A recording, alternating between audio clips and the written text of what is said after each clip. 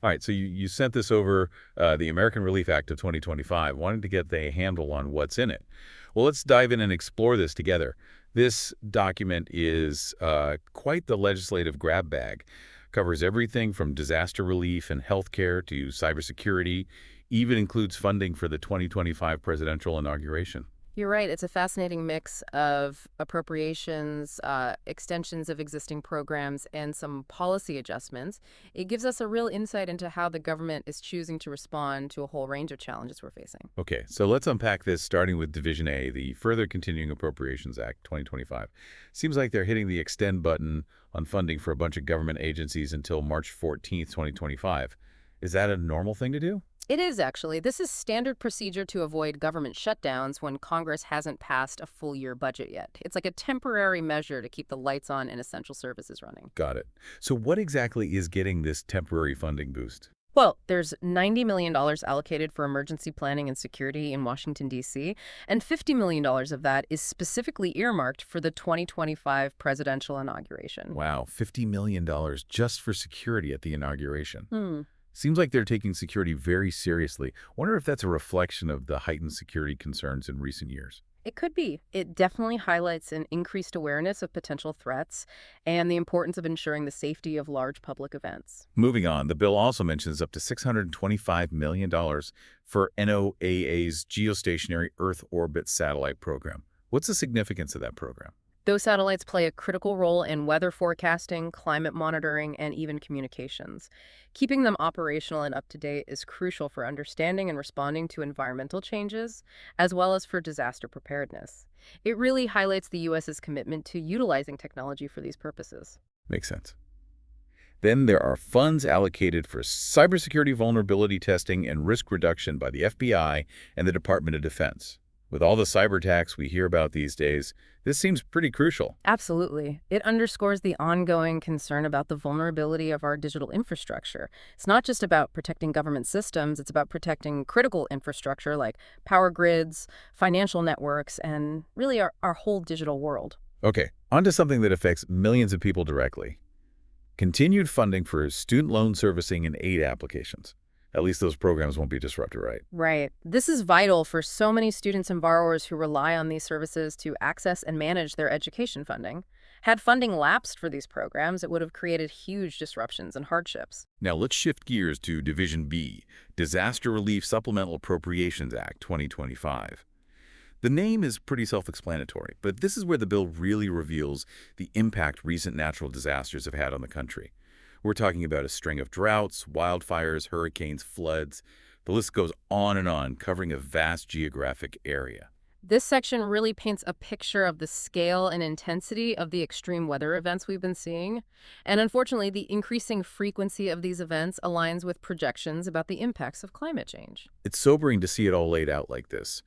The bill allocates a massive $30.78 billion to the Department of Agriculture. I imagine this will go a long way toward addressing the crop and livestock losses from these disasters. You're right, and the bill specifies that this funding includes assistance for those impacted by droughts, wildfires, and floods, really hitting all those major events we've seen recently. This level of funding speaks volumes about the scale of the damage to the agricultural sector, wouldn't you say? It makes me wonder if we're doing enough to help farmers adapt to these increasingly frequent extreme weather events. Is this just about recovery, or is there a focus on building resilience for the future as well? That's a crucial question. While this funding is certainly vital for immediate relief and recovery, there's a growing recognition that we need to be proactive about building resilience in the face of climate change. This means not just helping farmers recover from losses, but also helping them adapt their practices to better withstand future challenges. So it's not just about bailing them out after the fact, but equipping them to weather the storms, so to speak. Exactly. And it's not just about agriculture either. There's also $1.51 billion allocated to the Economic Development Administration, going beyond just farms to help entire communities recover economically from these disasters. That makes sense. Disasters have ripple effects throughout communities, impacting businesses, jobs, and people's livelihoods.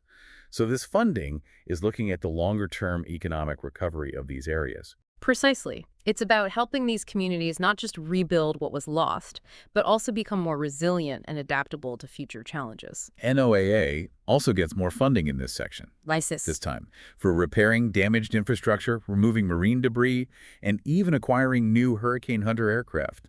I have to admit, I find those planes incredibly fascinating. They're amazing pieces of technology. They fly right into the eye of the storm to gather critical data, which helps improve hurricane forecasts and warnings. Investing in these aircraft demonstrates a commitment to utilizing cutting-edge technology to enhance disaster preparedness and potentially save lives and property. You're right, those Hurricane Hunter aircraft, they play a crucial role in gathering that real-time data that helps us understand and predict these powerful storms. It's a testament to how science and technology are being leveraged to improve our response to natural disasters. And we can't forget about all that funding going to programs like the Emergency Forest Restoration Program, the Emergency Conservation Program, and the Emergency Watershed Protection Program. It seems like there's a real recognition of the need to protect and restore natural resources in the wake of these disasters. Absolutely. There's a growing understanding that investing in the restoration of natural ecosystems isn't just about environmental protection. It's also a key strategy for mitigating the impacts of future disasters.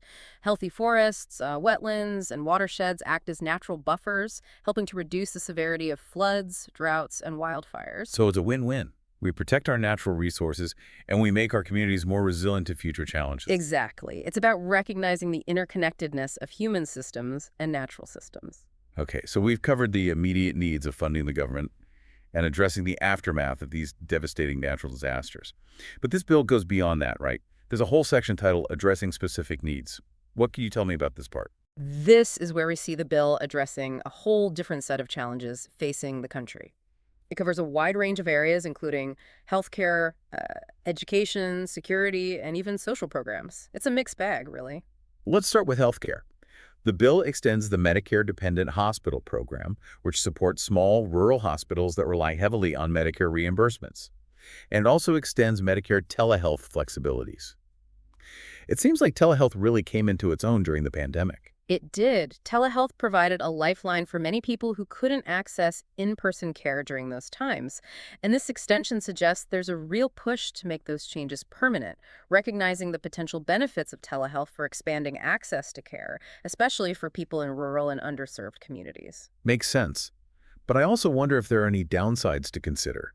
For instance, what about people who don't have reliable internet access? How can we ensure equitable access to telehealth services for everyone? That's a crucial point.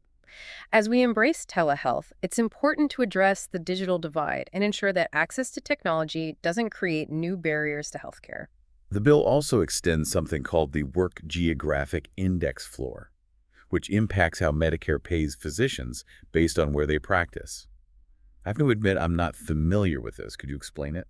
Sure, it's a bit complex, but basically it's a system designed to ensure that doctors in certain areas, often rural or underserved communities, don't face payment cuts. The idea is to account for the different costs and challenges associated with practicing medicine in different geographic locations, and to incentivize physicians to practice in areas that may be facing shortages. So it's about leveling the playing field and making sure people have access to doctors regardless of where they live. Exactly. It's about recognizing that healthcare access isn't just about having enough doctors. It's also about ensuring that doctors are fairly compensated and supported to practice in all areas of the country. Moving on to education, the bill continues funding for sexual risk avoidance education and personal responsibility education. These programs have been somewhat controversial, haven't they? They have. These programs tend to emphasize abstinence-only education and promote certain values. It's important to note that these provisions reflect the priorities of those who drafted the bill and may not represent a universal viewpoint on sex education. Right, it's just one piece of the larger debate about how we approach sex education in this country. Exactly. And it's a debate that often reflects deeply held beliefs and values. Okay, now this one really caught my eye. The bill includes $12 million for the U.S. Marshals Service to protect the residences of Supreme Court justices. That seems like a direct response to the increased security concerns and even threats following some of the recent high-profile cases and protests. It does seem like a response to that, yes. And it raises some really interesting questions about the balance between free speech, public protest, and the security of public figures. It's a tricky issue, and this provision highlights the ongoing debate and the challenges of finding that balance. It definitely makes you think about the broader implications of such security measures. What do you think, does allocating this funding set a precedent for how we approach security for other public figures? And could it potentially impact people's ability to exercise their right to protest? Those are important questions to consider. There's a real need to balance security concerns with preserving fundamental rights, like freedom of speech and assembly. This provision certainly adds another layer to that ongoing conversation. Shifting gears back to families for a moment, the bill also includes $250 million for the Child Care and Development Block Grant, specifically to support areas impacted by disasters and emergencies. This makes sense, considering that childcare is often one of the first things to be disrupted during a crisis. Absolutely. Reliable and affordable childcare is essential for working families, and it's often even more critical in the aftermath of a disaster. This funding aims to help families get back on their feet and ensure that children have access to safe and stable care, even as communities are rebuilding. All right, now let's dig into Section 2102, which focuses on economic assistance payments for farmers in the 2024 crop year. This gets into some of the finer details of the bill, but it's important for understanding how it aims to support the agricultural sector.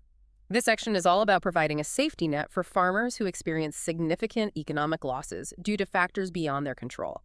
It recognizes that farming is inherently a risky business, vulnerable to weather events, market fluctuations, and a whole host of other variables. So if a farmer's expected income falls short of their costs, they might be eligible for these payments. That's the basic idea. The bill lays out specific criteria for triggering these payments, typically based on the expected gross return per acre falling below the expected cost of production. And it even gets into the details of how those expected values are calculated for different commodities, like wheat, corn, soybeans, and so on. Wow, they really get into the weeds with this. I imagine it's to ensure that the payments are calculated fairly and accurately. It is. The goal is to provide a targeted and effective safety net for farmers who are truly struggling, and to make sure the system isn't being taken advantage of. The bill also mentions payment limits per person or legal entity, capping it at $125,000 or $250,000, depending on their income source. What's the reasoning behind these limits? Those limitations are meant to prevent larger, wealthier farms from disproportionately benefiting from the program. The goal is to ensure that assistance reaches a wider range of farmers, particularly smaller operations that may be more vulnerable to economic hardship. It's about making sure the aid goes to those who need it most. Exactly. It's about trying to create a system that's fair and equitable for all farmers. Okay, let's shift gears again from fields to firewalls. The American Relief Act also tackles some pretty pressing issues related to cybersecurity and the ongoing fentanyl crisis. These are two very different challenges, but both are significant concerns right now. The bill authorizes the National Cybersecurity Protection System, aims to protect facilities and assets from unmanned aircraft, and extends a temporary order for fentanyl-related substances. So it's about responding to both digital and physical threats. The cybersecurity provisions make sense, given the rise in cyber attacks targeting critical infrastructure. And I imagine the focus on unmanned aircraft is largely about drones and the potential security risks they pose. What are your thoughts on this?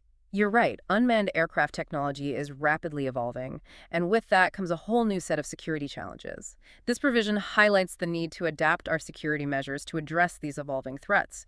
It's not just about protecting physical infrastructure anymore, it's also about protecting data, information systems, and even privacy. It seems like we're entering an era where the lines between the physical and digital worlds are blurring when it comes to security threats. Exactly. And this bill is trying to get ahead of that curve by addressing those emerging challenges. Now, shifting to the fentanyl crisis, the extension of the temporary order for fentanyl-related substances reflects the urgency of this issue.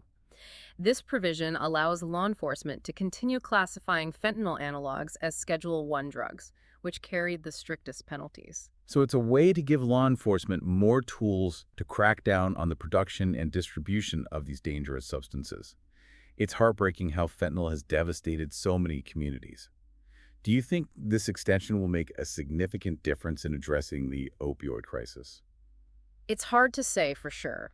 While increased law enforcement efforts are certainly part of the solution, it's a complex problem that requires a multifaceted approach.